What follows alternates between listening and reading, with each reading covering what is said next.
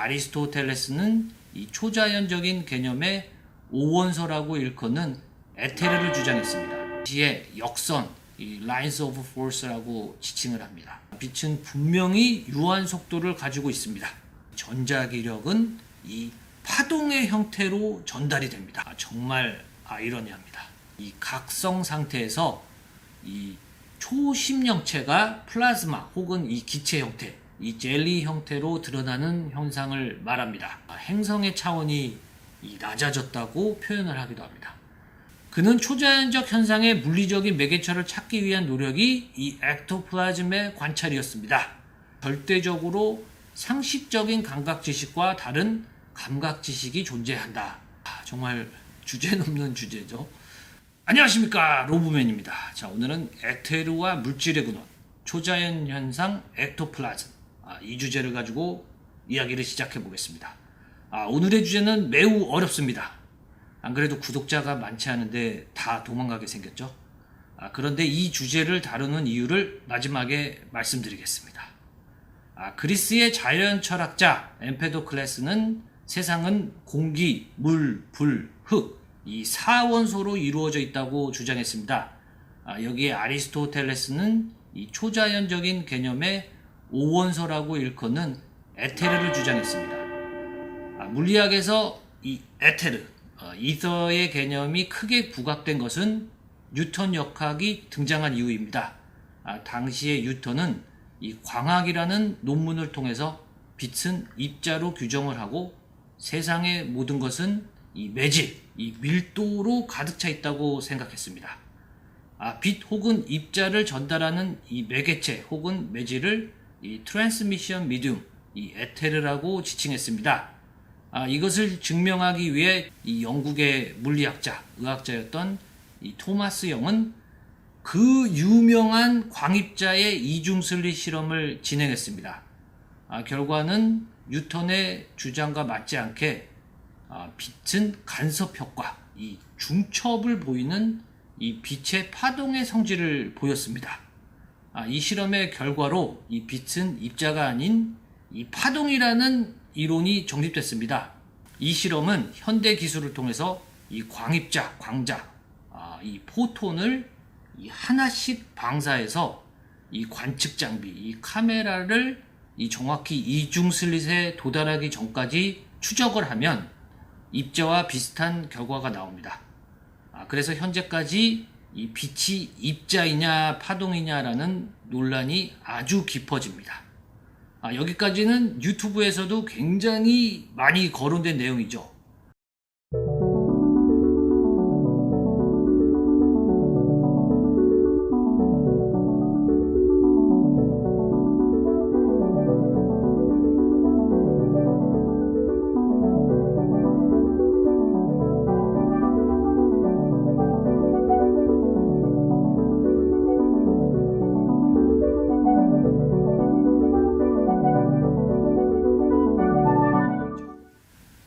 과학사에서는 에테르를 증명하기 위해 많은 실험이 존재했습니다. 뉴턴은 세상은 공간, 시간, 입자로 구성되어 있다고 주장을 했습니다. 그 중에 입자, 이 물질은 시간에 따라 서로 끌어당기는 힘의 영향을 받는다고 했습니다. 이것이 뉴턴 상수, 이 G라고 말하는 중력의 개념입니다. 중력을 증명하기 위해서 이 지구에서 끌어당기는 이 달의 가속 속도를 계산했습니다. 이는 갈릴레오가 물체의 낙하 속도, 이것도 중력이죠. 이것과 같은 개념으로 본 것입니다. 이 속도는 9.8m/s 제곱으로 측정되었습니다. 이후에 뉴턴 역학에 주창된 중력의 개념을 구체적으로 발전시킨 사람이 바로 이 영국의 과학자 마이클 패러데이와 제임스 클라크 맥스웰입니다. 마이클 패러데이는 정규 교육을 받지 않은 이 재본소에서 일하던 가난한 런던 출신의 노동자였습니다. 그는 19세기 근대 물리학의 가장 뛰어난 뉴턴의 중력을 전자기력으로 설명하는 이 선도적인 실험 물리학자가 되었습니다. 패러데이는 이 입자, 이 물질이 상호작용을 일으키는 매질, 이 에테르라는 개념을 이 거대한 이 그리드 형태로 최초로 규정을 했습니다. 이것을 당시에 역선, 이 Lines of Force라고 지칭을 합니다. 이것이 오늘날 양자역학에서 이 장, 이 field라고 보는 개념입니다. 이 개념을 아름답게 승화시킨 사람이 바로 이 제임스 클라크 맥스웰입니다. 이 패러데이와 다르게 그는 부유한 스코틀랜드 귀족 출신으로 케임브리지에서 수학한 과학자입니다. 그는 유명한 맥스웰 방정식을 통해서 이 전자기력, 이 끌어당기는 힘, 이것을 전기장과 자기장의 작용으로 기술을 합니다.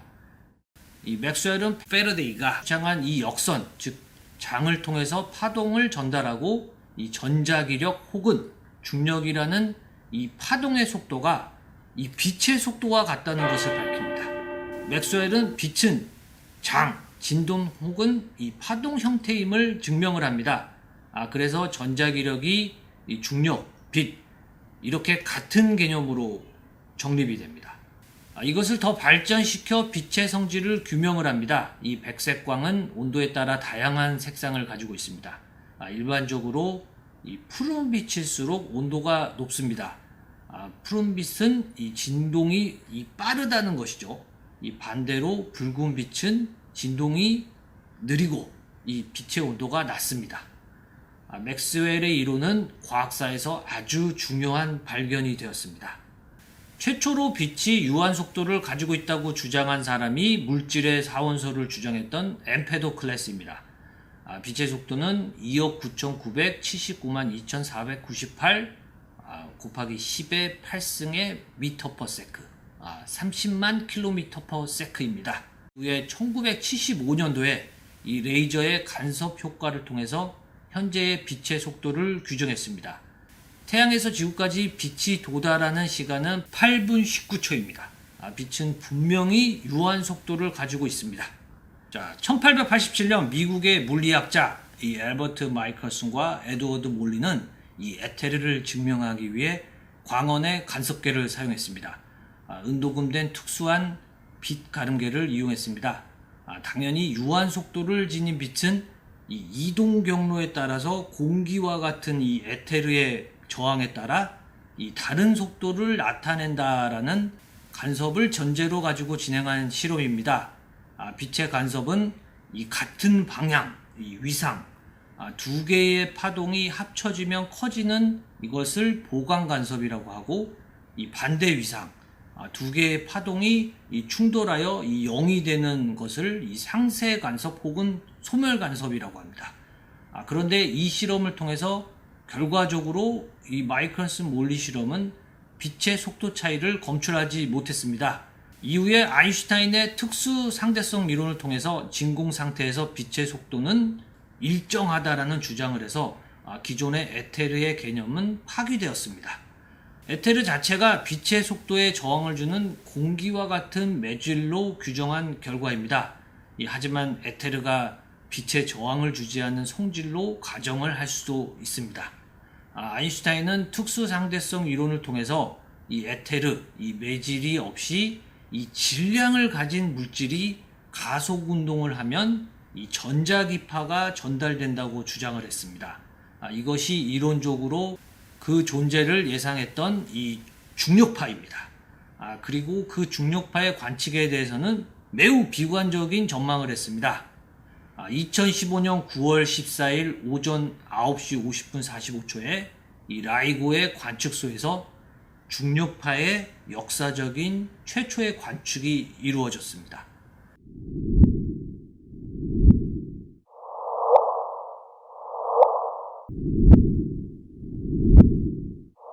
어찌됐든 에테르의 존재 유무와 실체의 규정과 관계없이 우주에서는 분명히 이 중력, 빛, 이 전자기력은 이 파동의 형태로 전달이 됩니다. 상당히 복잡한 내용이죠. 이 모든 것의 시작인 근대 과학의 아버지 아이작 뉴턴은 이 말년에 카발라 신비사상에 빠져서 연금술사가 되었습니다. 정말 아이러니합니다.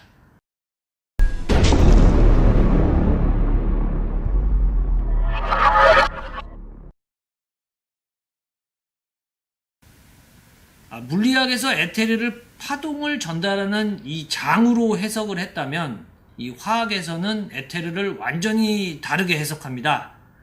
물의 수소 원자 두 개가 알킬 그룹으로 치환된 상태를 말합니다. 쉽게 말하면 물이 수증기와 같은 기화된 상태, 기체 상태로 보시면 됩니다. 우리의 태양계를 보면 이 수성, 금성, 지구, 화성은 이 고체의 상태가 존재하지만 목성, 토성, 해왕성, 천왕성은 이 화학적으로 에테르로 존재합니다. 이 당황스럽지만 저는 이 사실을 최근에 알게 됐습니다. 정말 무지하죠. 오스트리아의 인지학의 창시자, 이 신비사상가, 이 교육자였던 루돌프 슈타이너 박사는 그의 저서에서 액토플라즘 현상을 언급합니다. 액토플라즘은 이 빅토리아 시대에 유행한 영혼을 소환하는 강령회, 이 교령회를 통해 인간의 이 트랜스, 이 각성 상태에서 이 초심령체가 플라즈마 혹은 이 기체 형태, 이 젤리 형태로 드러나는 현상을 말합니다. 더 나아가 루돌프 슈타이너 박사는 인간과 지구의 발달이라는 저서에서 아주 형이상학적인 주장을 합니다. 그러니까 지구의 형태와 이 초고대 문명에서는 이 아틀란티스, 이 레물 이야기에서는 인간은 이 화학적 에테르 기체 상태 혹은 이 젤라틴 형태로 존재했다고 말합니다. 현재 문명에 이르러 모든 물질이 이 탄소와 이 결합을 하면서 인간과 지구가 고체 상태로 변화했다는 주장입니다. 이 현상을 종교적 관점에서는 이 타락이라고 합니다. 행성의 차원이 낮아졌다고 표현을 하기도 합니다. 프랑스의 생리학자이자 의학자인 샤를 리세는 액토플라즘이라는 초자연적 현상을 연구했습니다. 그는 아나팔락시스 쇼크에 대한 연구로 1913년도에 노벨 생리학상을 받은 명망 있는 과학자였습니다. 이 샤를 리세는 초자연적 심령 현상에 매우 관심이 깊었습니다. 이 파리 의과대학에 재학 중이었던 이 1872년도에 이 현대에서 말하는 ESP 초능력 현상을 관찰합니다.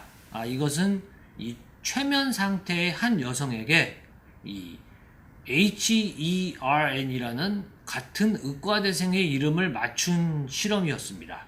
1873년도에 의대 인턴 시절에는 이 여성 환자에게 원거리 명령을 보내는 실험을 했습니다.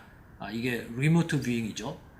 그가 관찰한 초자연적인 현상은 1890년, 1922년 이 출판으로 이어집니다.